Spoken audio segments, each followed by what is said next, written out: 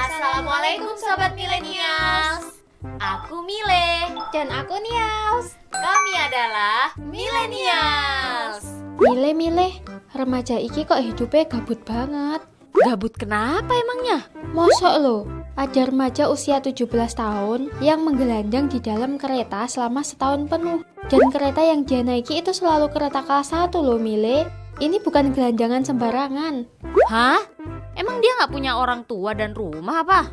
Ya punya Mile. Jadi dia memang pengen traveling ke negara-negara di Eropa menggunakan kereta gitu. Karena baginya, kehidupan di kereta membuatnya bebas mau milih ke tempat mana yang dia inginkan kapan aja.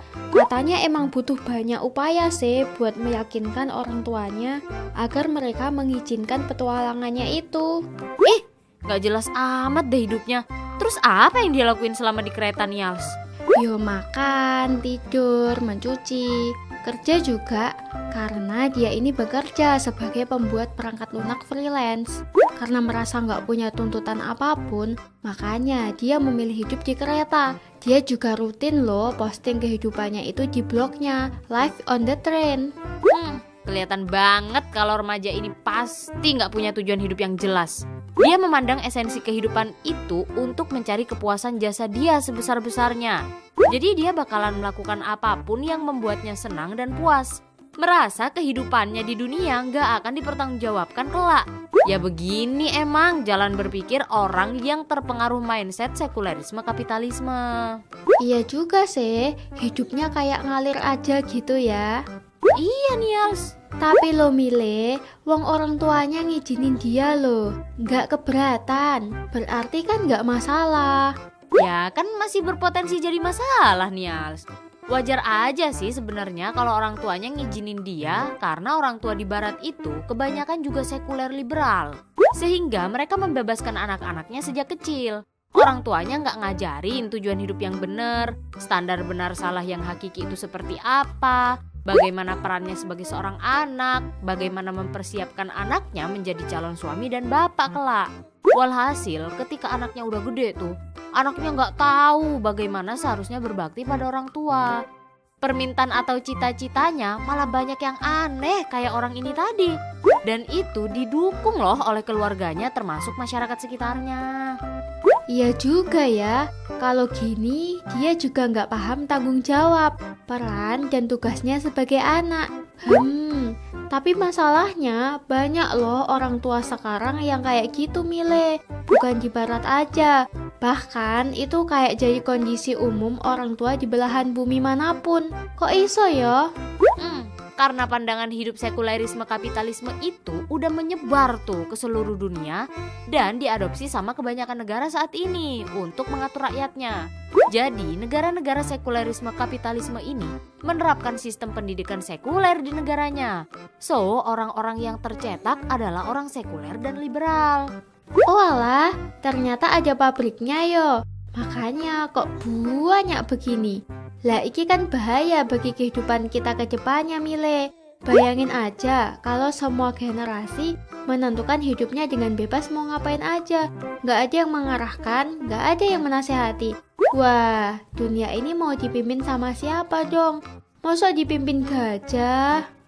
Ya enggak lah Nials, dipimpin sama generasi terbaik, generasi kaum muslimin lah.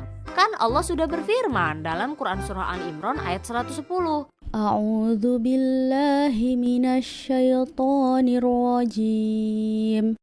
Kuntum khaira ummatin ukhrijat lin-nasi ta'muruna bil ma'rufi wa tanhauna 'anil munkari wa tu'minuna billah. Kamu umat Islam adalah umat terbaik yang dilahirkan untuk manusia karena kamu menyuruh berbuat yang ma'ruf dan mencegah dari yang mungkar dan beriman kepada Allah. Masya Allah. Terus gimana caranya biar kita ini bisa jadi umat terbaik kayak dalam surat ini Mile? Wah, pertama nih, kita harus memahami tujuan hidup yang hakiki, yaitu beribadah kepada Allah Nials. Dan setelah kehidupan di dunia ini, kita bakalan dikembalikan ke Allah untuk mempertanggungjawabkan segalanya. Itu artinya kita harus mengaitkan setiap aktivitas dengan syariat Allah, sehingga akan bernilai ibadah. Jadi bahagia bagi seorang muslim itu ketika dia mendapat ridha Allah.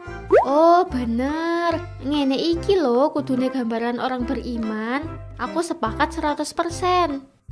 Oh betul. Terus nih, kita juga butuh suasana keluarga dan masyarakat yang mendukung pada ketaatan. Keluarga harus mendidik anak-anak agar memahami Islam sejak kecil.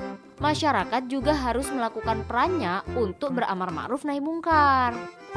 Oh iya, gimana generasi mau paham standar kalau nggak ada aktivitas nasihat menasehati, ya kan? Oh ya betul. Terus nih, biar tercetak tuh individu, keluarga, dan masyarakat yang paham Islam, butuh pabrik yang juga bervisi mencetak orang-orang berkepribadian Islam dong. Iya betul, berarti butuh peran negara yang menerapkan sistem Islam di bawah naungan khilafah kan? Wah betul banget. Soalnya khilafah bakalan menerapkan sistem pendidikan Islam yang bertujuan mencetak generasi berkepribadian Islam. Generasi bakalan menjadi sosok yang paham tujuan hidup tuh, paham perannya sebagai anak yang harus berbakti pada orang tua. Dan bahkan nih, dia bakalan bercita-cita besar untuk mencapai kemuliaan Islam dan kaum muslimin dengan melakukan dakwah. Ya otomatis gak bakalan ada pemuda kayak tadi yang hidup semau gue, ngikut aliran kehidupan serba bebas. Justru dengan landasan keimanan, generasi muslim bakalan menjadi sosok-sosok ulama, ilmuwan, dan pemimpin hebat yang akan membangun peradaban Islam. Betul banget nih Yals. Nah biar kita tahu tuh syariat-syariat Islam dan gak salah dalam menjalani kehidupan, kita harus mengkaji Islam secara kafah dalam pembinaan bersama kelompok dakwah Islam ideologis. Bener banget. Yuk sob, jangan sia-siakan waktu kita, karena ajal bisa datang kapan aja. Sampai jumpa di React with Bestie selanjutnya. Wassalamualaikum warahmatullahi wabarakatuh.